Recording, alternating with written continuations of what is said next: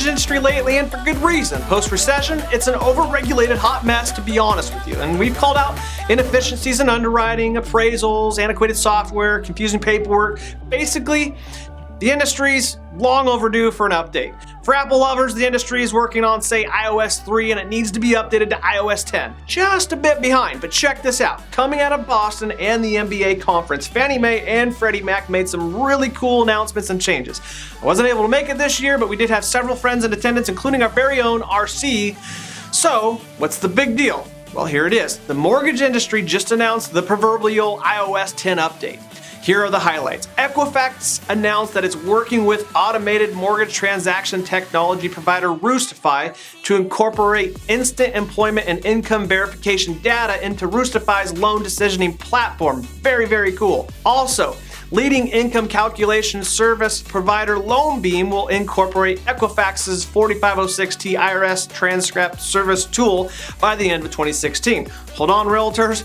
I'll explain in a second. To further streamline the origination process for borrowers and lenders alike, Equifax announced that it will begin a strategic alliance with FormFree's Account Check web-based platform to provide verification of assets alongside with employment and income verification data. Whew! This, in effect, will provide lenders with the ability to order, analyze, and certify a borrower's financial data within minutes via a secure web-based platform.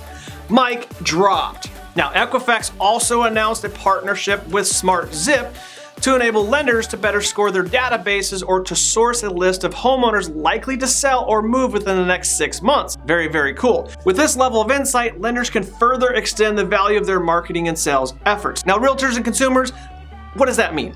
Basically, the industry finally made some strides to speed up the process when verifying income, assets, and employment. Ever wonder why the mortgage process takes so long? Well, that's why.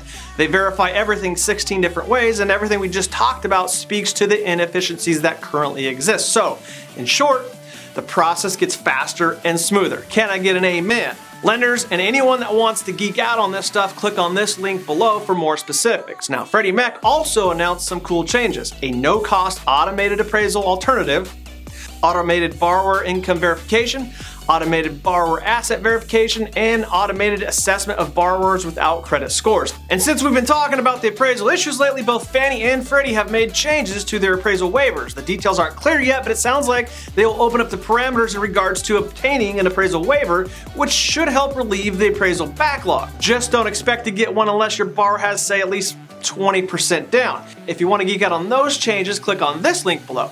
Gotta hand it to the MBA and the industry. We've been critical of them lately, but they are listening and making changes as needed. I love it, and I know you guys will love it too. Now, these changes won't be in place overnight, and they may take some time to properly implement, but the important part is they are indeed happening. So, share the good news on your social feeds. Lenders and realtors and clients alike would love to hear the good news. Go spread it. And if you were at the conference, please chime in below and let us know what else you learned. And we'll see you guys next week.